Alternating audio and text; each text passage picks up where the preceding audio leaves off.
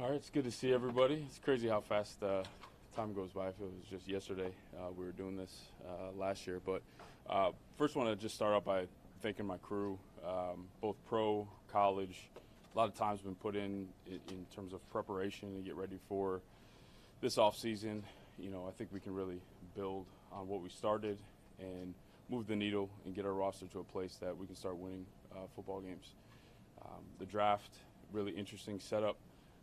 A ton of flexibility to, take the best player at one or move and continue to add draft capital and get better, which is exciting. And then for free agency, the opportunity to have a little bit more ammunition than what we had last year allows us to bring in the right type of players that kind of fit what we're looking for and fit our culture. So again, we can keep moving the needle and winning more football games. But from there, I'll just open it up. Ryan, as you listen to pitches for the number one pick, what's your sort of process and philosophy of sustaining control of that whole dance in the next 6-7 weeks? Yeah, right now it's just this whole combine event is about collecting information because we still got to get back. We got to put our draft board together, tighten that up from the information that we get here, and that's really going to start to allow us to play the numbers game to see, what's possible, what makes sense for us. If you decide to trade the pick, is that something you would want to do before or after the first wave of free agency? Yeah, that's a good question. There are some scenarios that it might benefit us to move, before free agency, opens potentially. But again, when we get back with all the information that we've gathered from here, I think we'll have a better direction. Is that just because it would give you a clear view of what you need, or how would it be beneficial? A clear view of what we need, and there's scenarios where you could, add players as well potentially, which again gives you some clarity on what you want to do in the draft and free agency. Sorry, how does having the number one pick change how you approach this week? Yeah, it doesn't really approach. We're not going to approach it too much different. We're going to collect the information like we always do. I think the volume of information just goes up. As you sort of gather that information, how are you going to balance maybe the want to add more picks and maybe the value of that compared to a guy you might be targeting up there that you wouldn't be able to get when you trade back? Yeah, it's a good question. That's the numbers game I talk about. Really getting our draft board set up, see where, if we move to this spot, who's available. I always talk about value, right? So there's going to be certain players that are going to be in the value bucket. How many are there, which is going to dictate how far we can move back. Hey, Ryan, has anything changed with Justin Fields and you saying you essentially have to be blown away to trade him? Anything changed in that regard? No, nothing's changed there. I saw, the deal from yesterday in terms of leaning one way or the other. I think that's always been the case. We've always leaned that way because Justin did some really good things. I'm excited about where his game's going to go. But at the same time, when you sit in our situation at 1 overall, you have to do your due diligence. You have to investigate everything. You got to spend time with those guys just to make sure we're making the right decision. What's important to me, and I think everyone knows me by now and how I want to treat our players, we'll be in communication with Justin along the way just to make sure that, he knows what we're doing and nothing's a surprise to him. Have you talked to him already about that and the fact that there's going to be a lot of chatter about the quarterback position kind of until you guys make a move? Yeah, we anticipated this a while ago, so we've been in communication with him. Can you tell us what that was like? No, it's just that there's going to be a lot of noise, and I'm going to just know that I'm going to keep you up to date with what we're doing and why we're doing it. And I think that's important for him to kind of know what we're doing. There's been a lot of speculation about offers coming in for the number one pick. Have teams reached out potentially about Justin and you guys maybe moving on from him? Yeah, there's been a lot of different scenarios, and it's really just kind of starter conversations right now. So nothing specific about players, picks, and all that. It's just interest. Have teams asked if he's available, though? No, I haven't gotten that yet. What parameters do you have for the first wave of free agency? Parameters in terms of what you're going to use to kind of guide you through yes, for 24, 48 hours, what you're same setup as before. We have, just like the draft, we have players that are going to be in certain buckets for values, and this year we have the ability to approach and go after a few of those guys. I think we're going to stay selective. We're going to have parameters that kind of match our values and our research. We have an unbelievable analytics team. Our cap group with Matt and Cliff do a great amount of research to kind of keep us in that range and making smart decisions. Because I think the key is we don't want to waste this opportunity and do something that's not sound, that doesn't allow us to have this flexibility in years to come. So that's the balance that you're trying to take advantage of now, but also not trying to hurt you down the road. You use the word value. Can you Yep. actually find value at the very opening of free agency, though? Not really like straight to the value, but you can have parameters for what that looks like historically. Ryan, as an extension of that, what realistically can you accomplish in free agency? What are your benchmarks for the next 4 or 5 weeks? Yeah, so the thing about free agency, you got to always be on your toes to adapt and adjust. But at the end of the day, it's I'll put it very simply, but it's to improve our football team, get as many guys on our team that can help us do what we're trying to do, which is win a lot of games. Ryan, if you were to improve your defensive line, what traits are you looking for in players? What are you looking for there? Yeah, I'll go back to Coach's his principle. Guys that play the way that we're looking for, violence, length, tenacity. That's what we're looking for. Guys that can get after the quarterback, but also play the run as well and be disruptive. I don't want to put words in your mouth, but is it safe to say from what you've said now and last time we met that you're planning on Justin being the quarterback next year? That's the plan right now. And like I said, we're going to do our homework on this class.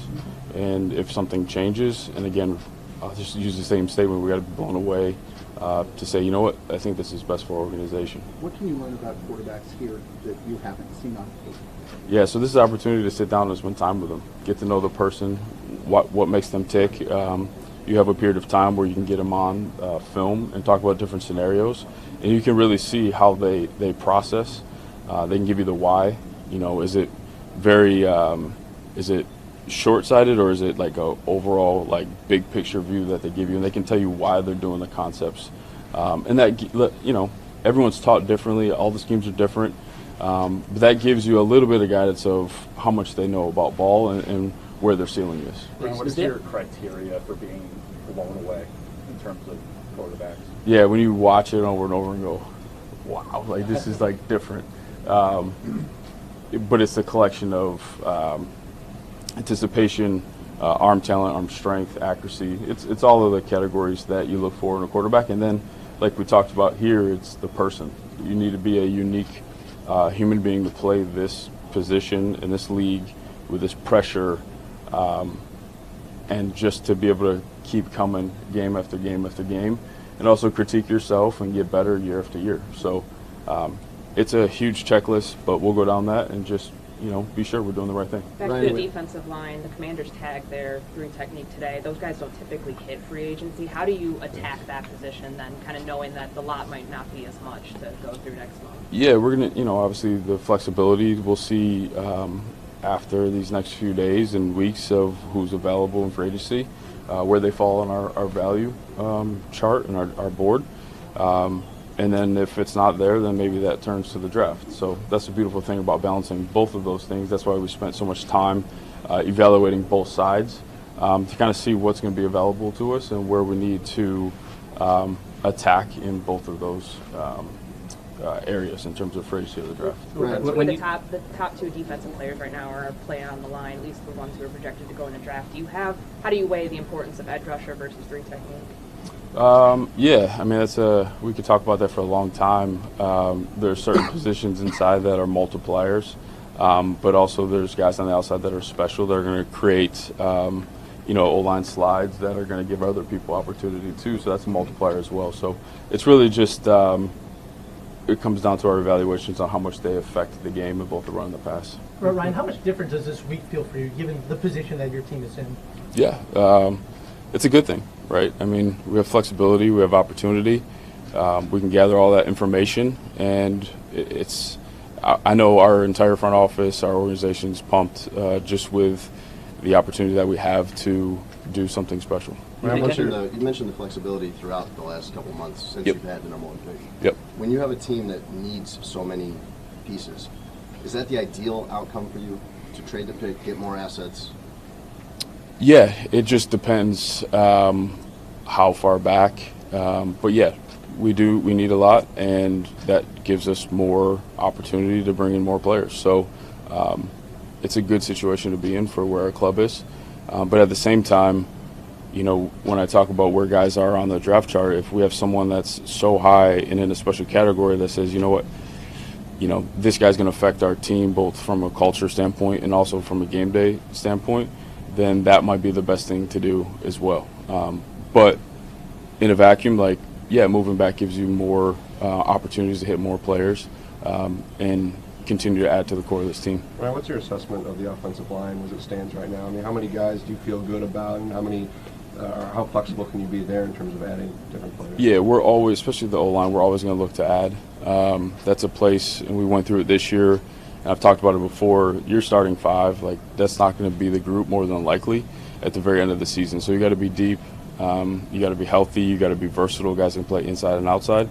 So we're comfortable, you know, with some of the guys that are there. We didn't get to see everybody in the proper position, but I think that's a position we'll always look to add and improve, and we're going to add competition. I think that's the key is even the guys that are there that seem solidified, like there's going to be opportunity to create competition where they got to go and elevate their game just like everybody else, and we'll put the best 5 out there. Do you have a philosophy at that position versus the comfort of a rookie? I know obviously Braxton did it for you guys. Yeah. A rookie stepping in versus a known veteran who, you know, doesn't have to worry about the college to pro transition when you're trying to build this thing the way you want it. Yeah, I think you got to be open-minded.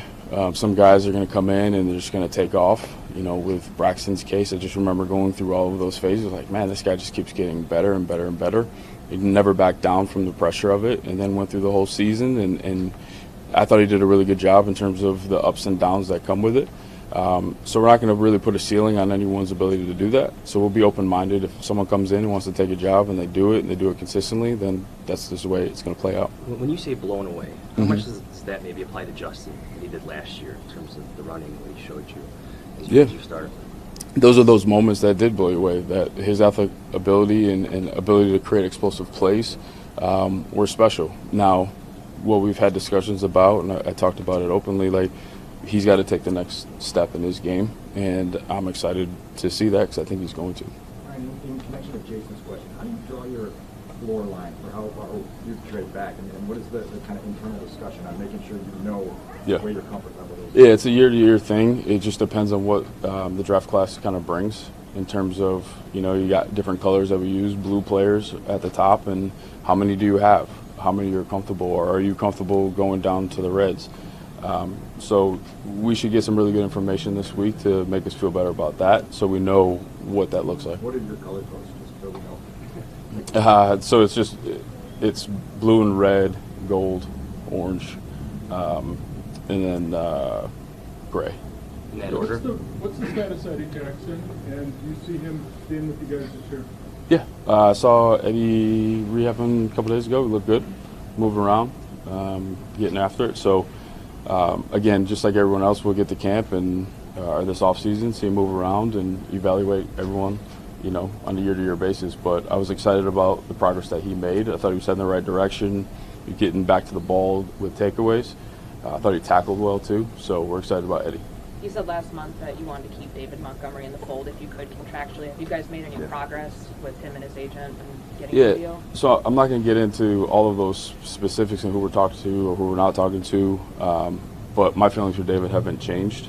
So we're going to go through this process and just gather information and have conversations and see what happens. Because of the uniqueness of this offseason, which you knew as the season ended after your evaluation, how did you put this in context for your own self as you looked at this and your staff, how you were kind of the importance of what this particular offseason is in its uniqueness?